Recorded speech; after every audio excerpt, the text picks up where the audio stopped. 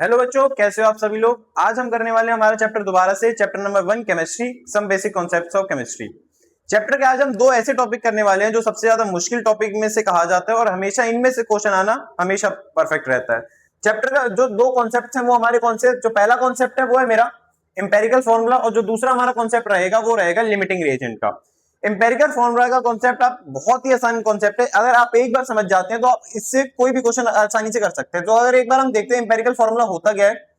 It is defined as a simple whole number ratio. मतलब अगर मैं किसी फॉर्मूला को उसके सिंपल वोल नंबर रेशियो में शो कर पा रहा हूं तो वो क्या है, मेरा इंपेरिकल फॉर्मूला। तो अगर हम इसकी डिफाइन देखें, डिफाइन ज्यादातर क्वेश्चन में नहीं पूछी जाएगी आपसे, जो पूछा जाएगा वो डायरेक्ट न्यूमेरिकल आएगा। तो एक बार न्यूमेरिकल से देखते हैं कि न्यूमेरिकल कैसे आ रहा है। आपको एक क्वेश्चन आएगा, a compound content 40% carbon, 6.7% hydrogen, 53.3% oxygen. इसमें हमें पूछा गया हमें क्या निकालना है, इंपेरिकल फॉर्मूला और मॉलिक्यूलर फॉर्मूला। तो कॉन्सेप्ट क्या रहेगा, सबसे पहले क्या करना है, आपको टेबल बना लेना है, element, symbol, moles and ratio. Element में सबसे हम लिखेंगे, हमारे पास एलिमेंट कौन कौन से हैं, कार्बन, हाइड्रोजन, ऑक्सीजन। उसके बाद सिंबल आ जाएगा हमारा CHO। फिर हमें मोल्स निकालने, मोल्स निकालने हमारा बेसिक कॉन्सेप्ट रहेगा given mass upon molecular mass. तो गिवन मास मेरा कितना है, 40 अपॉन में 12, जिससे आ जाएगा 3.33। फिर 6.7 अपॉन में 1, 6.7 आ जाएगा। और 53.3 डिवाइडेड बाय 16, यहां से भी मेरा 3.33 आ जाएगा। बेसिक हमने क्या करा, मोल्स निकाले। कैसे निकाले, given mass upon molecular mass करके। जब हमारा ये निकल गया, अब मुझे क्या करना है, मुझे इन तीनों वैल्यूज में से सबसे छोटी वैल्यूज देखनी है। अगर मैं ध्यान से देखूं, ये वैल्यू और ये वैल्यू सेम है और सबसे छोटी भी है। अगर ये वैल्यू सेम आ जाती है, अब मुझे क्या करना है, इन तीनों वैल्यूज को इस सबसे छोटी वैल्यू से डिवाइड कर देना। तो सबसे पहले हमने क्या करा, हमने गिवन मास अपॉन में मॉलिक्यूलर मास लिख के क्या निकाल दिया, इनके मोल्स निकाल दिया। मोल्स में से हमें क्या देखना है, सबसे छोटी वैल्यू देखनी है। अगर हम ध्यान से देखें तो ये वैल्यू और ये वैल्यू मेरी सेम है, तो हम दोनों में से कोई भी एक वैल्यू लेकर डिवाइड करेंगे। तो सबसे पहले इसे डिवाइड करेंगे, तो यहां से मेरा आ जाएगा 1, यहां से करेंगे तो 2 और यहां पे करेंगे तो 1। अगर प्रॉपर डिवाइड करोगे तो आप 2 पॉइंट समथिंग कुछ वैल्यू आएगी, लेकिन हमें वो नहीं चाहिए, मुझे एक सिंपल रेशियो निकालनी है। इस वजह से जो पॉइंट से पहले का नंबर आएगा हम सिर्फ वही लिख देंगे। वैसे जैसे मेरे सिंपल रेशियो निकल गया, मैं फॉर्मूला बना सकता हूं। तो मेरा इंपेरिकल फॉर्मूला हो जाएगा, कार्बन की रेशियो कितनी आई है 1, तो C। हाइड्रोजन की रेशियो 2, तो H2। और ऑक्सीजन की रेशियो मेरी 1। तो यहां से मेरा फॉर्मूला क्या बन गया, CH2O। ऐसे ही मेरा इंपेरिकल फॉर्मूला निकल जाएगा। अगर हम अब बात करें कि मुझे क्या निकालना है, मॉलिक्यूलर फॉर्मूला, तो सबसे पहले मुझे क्या निकालना पड़ेगा, इंपेरिकल फॉर्मूला का मास निकालना पड़ेगा। तो मास कैसे निकालते हैं, इंपेरिकल मास लिखते हैं। हमारे पास है CH2O, तो कार्बन का हो जाएगा 12 प्लस में 2/1 प्लस में 16, ये हो जाएगा हमारा 14 प्लस 16 40। उसके बाद मुझे क्या करना है, इंपेरिकल फॉर्मूला, अगर मैं मॉलिक्यूलर फॉर्मूला निकालना है तो मॉलिक्यूलर फॉर्मूला के लिए मुझे निकालनी पड़ेगी एन की वैल्यू। एन क्या होता है, एन की वैल्यू होती है मेरी इंपेरिकल मास अपॉन में मॉलिक्यूलर मास। जो मॉलिक्यूलर मास होगा वो आपको कहीं ना कहीं क्वेश्चन में गिवन होगा। जैसे हमारे क्वेश्चन में अभी मॉलिक्यूलर मास गिवन नहीं था, तो अगर हम एज्यूम करके चलते हैं कि मॉलिक्यूलर मास होता है हमारा, क्वेश्चन में गिवन है हमें मॉलिक्यूलर मास दे रखा है 80, तो क्या करते हैं हम, सबसे पहले इंपेरिकल मास कितना है मेरा 40, एन की वैल्यू मेरी हो जाएगी मॉलिक्यूलर मास अपॉन में इंपेरिकल मास। मॉलिक्यूलर मास है मेरा 80, इंपेरिकल मास है मेरा 40, डिवाइड करते यहां से मेरी एन की वैल्यू आ जाती 2। जो एन की वैल्यू 2 आई है उसको आपको इससे मल्टीप्लाई करना है ना इंपेरिकल मास फॉर्मूला से। मॉलिक्यूलर फॉर्मूला का फॉर्मूला हो जाएगा मेरा इंपेरिकल फॉर्मूला इनटू में एन। इंपेरिकल फॉर्मूला था मेरा CH2O इनटू में 2 C2H4O2। हमने क्या करा, सिंपल हमने क्या करा, जो भी मेरा इंपेरिकल फॉर्मूला आया था उसको मैंने कितने से मल्टीप्लाई कर दिया, 2 से मल्टीप्लाई कर दिया। तो मेरा यहाँ पे क्या आ गया, मॉलिक्यूलर फॉर्मूला का फॉर्मूला आ गया। लिमिटिंग रिएजेंट का कॉन्सेप्ट बहुत ही आसान है। हमने क्या करा, दोबारा एक बार देखेंगे। सबसे पहले मोल्स निकाले, मोल्स में जो सबसे छोटी वैल्यू थी उससे तीनों वैल्यू को मल्टीप्लाई कर दिया, मेरा इंपेरिकल फॉर्मूला निकल गया। फिर इंपेरिकल फॉर्मूला से मैंने इंपेरिकल मास निकाला। मास निकलने के बाद जो मुझे मास मिल गया, मुझे क्वेश्चन में ही मॉलिक्यूलर मास गिवन था, वहां से मैंने क्या निकाला, एन की वैल्यू निकाली। एन की वैल्यू निकलने के बाद मैंने क्या कर दिया, उसे मॉलिक्यूलर इंपेरिकल फॉर्मूला से मल्टीप्लाई करके, और मेरा क्या आ गया मॉलिक्यूलर फॉर्मूला आ गया। तो ये क्वेश्चन आसान है, बस आपको एक चीज याद रखनी, अगर बाई चांस हमारा कहीं पे हमारी रेशो 1.5 आ रही है, मतलब आपने इनमें से किसी से भी डिवाइड करा और रेशियो आपकी 1.5 आ गई, तो आपको इन सबको सिंपल वो करने के लिए, सिंपल रेशियो बनाने के लिए 2 से मल्टीप्लाई करना पड़ेगा। ऐसे टाइम पे फिर हमारी रेशियो क्या आ जाएगी, ये 3, ये 4 और ये 2। ऐसा हमें कब करना है, ऐसा हमें तब करना है जब हमारी रेशियो क्या आ जाए 1.5, 2.5, 3.5 समथिंग कुछ आ रही है, तभी हमें 2 से मल्टीप्लाई करना है। बाकी जो रेशियो अगर नॉर्मल 1, 2, 3, 1.1, 2.1 कुछ भी आ रही है तो हम नॉर्मल 1, 2 लिख सकते हैं। अगर 1.5 आए तो हमें चेंज करके उसे क्या करना होगा, 2 से मल्टीप्लाई करना पड़ेगा। बाकी इसके लिए आपकी एनसीईआरटी में बहुत अच्छा एग्जांपल दे रखा है, आप उसे ट्राई करें। और बाकी और जो एक क्वेश्चन और है हमारा जो एक्सरसाइज में दे रखा है, वो भी ट्राई कर सकते हैं। बाकी जो और क्वेश्चन होंगे वो मैं चैप्टर के एंडिंग में आपको प्रोवाइड करा दूंगा। अब देखते हैं अगला कॉन्सेप्ट। हम कॉन्सेप्ट पे आते हैं। हमारा अगला कॉन्सेप्ट कौन सा है, लिमिटिंग रिएजेंट। कॉन्सेप्ट बहुत ही ज्यादा मुश्किल है और सबसे ज्यादा बच्चों को दिक्कत भी इसी कॉन्सेप्ट में आती है। आप ये लेके चल सकते हैं, आपके मिड सेम हो या फिर आपका क्लास टेस्ट, कोई भी आपका फाइनल टर्म का भी एग्जाम होगा, उसमें लिमिटिंग रिएजेंट का कॉन्सेप्ट आपको जरूर दिखेगा।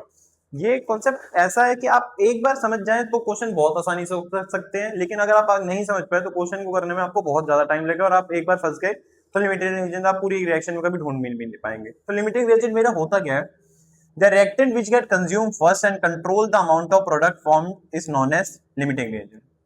रिएक्शन से डिफाइन से अच्छे समझ नहीं आया तो अगर हम ध्यान से लेके चले तो क्या होगा, हमारे पास हम एक एग्जांपल लेके चलते हैं कि मेरे पास एक ब्रेड है, उसके अंदर मैं एक पैटी लगा रहा हूं। अब मेरे पास क्या है, 10 ब्रेड हैं, तो 10 ब्रेड से मेरे कितने सैंडविचेस बन सकते हैं, 5 सैंडविच बन सकते हैं। और मेरे पास उसमें पैटी लगाने के लिए कितनी है, 10 पैटीज हैं। 10 ब्रेड और 10 पैटी हैं, तो अब इसमें क्या रहेगा, मेरे सैंडविच कितने बन सकते हैं, ब्रेड मेरे पास सिर्फ 10 है तो सैंडविच मेरे पास 5 बन सकते हैं, लेकिन पैटी मेरे पास कितनी है, 10 है। और एक सैंडविच में सिर्फ एक पैटी लगेगी, इस वजह से क्या होगा, मेरी 5 पैटी बच जाएंगी। तो मेरे क्या है, जो सैंडविच है वो डिसाइड कर रहा है, जो सैंडविच की ब्रेड है वो डिसाइड करिए कि मेरे पास कितने सैंडविच बनेंगे।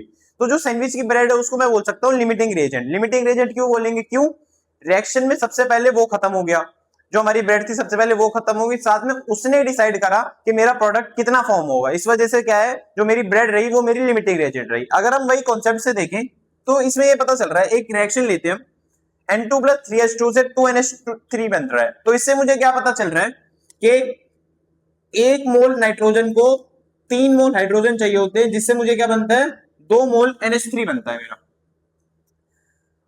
या फिर अगर मैं रिएक्शन की उसमें लिखूं, अगर हम बोले ग्राम में लिखना चाहे तो ग्राम में कैसे लिखेंगे, नाइट्रोजन कितना होता है 14, तो ये हो जाएगा 28 ग्राम। हाइड्रोजन कितना है मेरे पास 2, 6,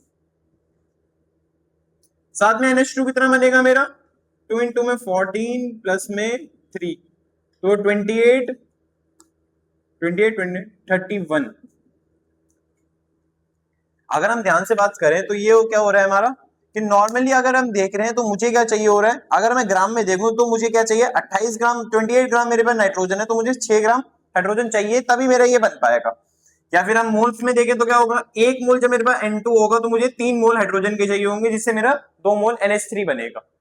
रिएक्शन बेसिक ऐसे ही चल रही है, लेकिन अब हमें क्या करना है, अब मुझे गिवन क्वेश्चन में क्या देगा वो, कि आपको 1 मोल क्या दे रखी है, नाइट्रोजन दे रखी है और 2 मोल हाइड्रोजन दे रखी है। तो वो हमसे क्या पूछेगा कि आप बताओ अमोनिया कितना फॉर्म होगा, अमोनिया कितना फॉर्म होगा, या फिर वो हमसे पूछेगा क्वेश्चन में बताओ लिमिटिंग रिएजेंट कौन सा है। तो अगर हम ध्यान से देखें तो 1 मोल नाइट्रोजन को 3 मोल हाइड्रोजन चाहिए, लेकिन मेरे पास कितने हैं, 2 मोल हाइड्रोजन। तो अब यहां से मुझे पता चल रहा है कि हाइड्रोजन डिसाइड करेगा, हाइड्रोजन मेरा क्या हुआ, लिमिटिंग रिएजेंट, हाइड्रोजन मेरा डिसाइड करेगा कि मेरे पास क्या होगा, मेरा अमोनिया कितना बनेगा। सबसे पहले अगर आपको ऐसा क्वेश्चन आ जाए और अमोनिया आपको फाइंड करना है तो आपको क्या ढूंढ लेना है, सबसे पहले लिमिटिंग रिएजेंट ढूंढ लेना है। जैसे ही आपके पास लिमिटिंग रिएजेंट पता चला, जैसे हमारी ये वाली रिएक्शन में हमें पता चला कि हाइड्रोजन मेरा क्या है, लिमिटिंग रिएजेंट, क्यों, क्योंकि वो कम वैल्यू में है। तो आपको क्या करना है, सबसे पहले नॉर्मल यूनिटरी मेथड लगाएंगे। यूनिटरी मेथड मेरा क्या होता है, जैसे हमें पता है कि 1 दर्जन केले अगर हम लें तो 120 के आ रहे हैं, तो अगर मैं आपसे पूछूंगा कि एक बनाने की वैल्यू क्या होगी तो आपको आराम से बता दोगे 10 होगी। तो वैसे यहाँ पे लेके चलना है कि 3H2O बनने के लिए मुझे चाहिए, 3H2O से क्या बनता है, 2NH3 बनता है।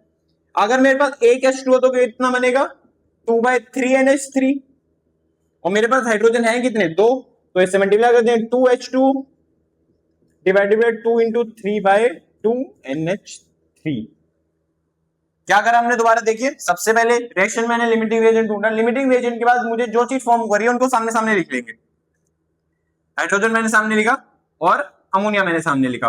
मुझे पता चल रहा था तीन हाइड्रोजन से 2 अमोनिया बनता है, तो एक हाइड्रोजन से कितना बनेगा। अब आपको क्या करना है, आपको इसे 1 बनाना है। इसे 1 बनाने के लिए आपको 3 से दोनों साइड डिवाइड करना पड़ेगा। यहां डिवाइड करोगे यहाँ 1 आ जाएगा, यहाँ पे 3 नीचे रह जाएगा। अब मुझे पता चल गया 1 के लिए कितना चाहिए, 2/3 चाहिए। मेरे पास मोल्स कितने हाइड्रोजन के, 2। अब मैं क्या करूँ, 2/3 इंटू में 2 कर दूंगा, मुझे अमोनिया के मोल्स मिल जाएंगे कि 2 मोल हाइड्रोजन से कितना अमोनिया बन रहा है। क्वेश्चन ने आपसे मोल्स में आंसर पूछा तो आप डायरेक्ट बता सकते हैं, मोल्स में नहीं पूछा, उसने आपसे किस में पूछा आंसर, ग्राम में पूछा, तो आप बेसिक मोल का फॉर्मूला जाएंगे। बेसिक मोल का फॉर्मूला क्या होता है हमारा, गिवन मास अपॉन में मॉलिक्यूलर मास। मॉलिक्यूलर मास आपको पता ही है, मोल्स आपको पता ही है, गिवन मास आपका आराम से निकल जाएगा। क्वेश्चन बहुत सारा, बहुत ही ज्यादा आसान है इसके करने, बस आपको क्या करना है, एक बार लिमिटिंग रिएजेंट ढूंढ लेना है। जैसे ही आपने लिमिटिंग रिएजेंट ढूंढ लिया, फिर आपको बाकी और किसी भी चीज से मतलब नहीं। जैसे मुझे इस रिएक्शन में पता चला लिमिटिंग रिएजेंट ये था, तो मैंने इन दोनों के बीच में निकाला। अगर हम ऐसे करते कि अगर ये 3 होता, ये मेरा 4 हो जाए और ये मेरे पास अभी भी 1 है, तो क्या होगा, अब मेरा लिमिटिंग रिएजेंट कौन बनेगा, अब मेरा लिमिटिंग रिएजेंट बनेगा मेरा नाइट्रोजन। क्यों, क्योंकि एक नाइट्रोजन को 3 हाइड्रोजन चाहिए, लेकिन हमारे पास हाइड्रोजन है कितने, 4। तो एक जो हाइड्रोजन होगा उसको हम बोलेंगे एक्सेसिव रिएजेंट, मतलब जो एक हाइड्रोजन होगा वो बच जाएगा, उसका रिएक्शन में कोई भी पार्टिसिपेशन नहीं होगा। रिएक्शन में गए हम, तो अब मेरा क्या है, मोल्स क्या है, एन डिसाइड कर रहा है कि मेरे कितने वो बनेंगे, अमोनिया बनेगा। तो ये कैसे देखेंगे हम कि 1n2 इक्वल्स टू 2NH3 बनाता है। हमारे पास कितने, एक ही मोल है हमारे पास हाइड्रोजन का, तो डायरेक्ट मुझे पता चल जाएगा अमोनिया कितने मोल्स बन रहे होंगे मेरे पास, 2 मोल्स अमोनिया बन रहा होगा। उसको आप ग्राम में निकालना, वही सिंपल, मोल्स रखो, मॉलिक्यूलर फॉर्मूला रखो, गिवन मास आपको मिल जाएगा। आप एक बार ट्राई करना, ये वाले क्वेश्चन खुद भी आप ट्राई कर सकते हैं। लिमिटिंग रिएजेंट का कॉन्सेप्ट आसान है, बस करना आना चाहिए। जितने आप क्वेश्चन प्रैक्टिस कर लोगे उतनी आपकी ज्यादा अच्छे से वो हो जाएगी।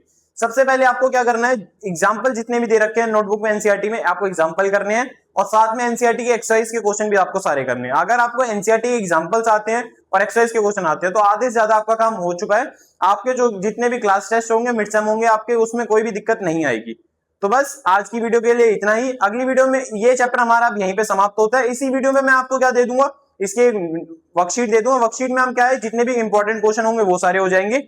अब हम नेक्स्ट चैप्टर के साथ मिलेंगे जो होगा हमारा स्ट्रक्चर ऑफ एटम। तब तक के लिए चैनल को सब्सक्राइब और लाइक जरूर करें। Thank you so much.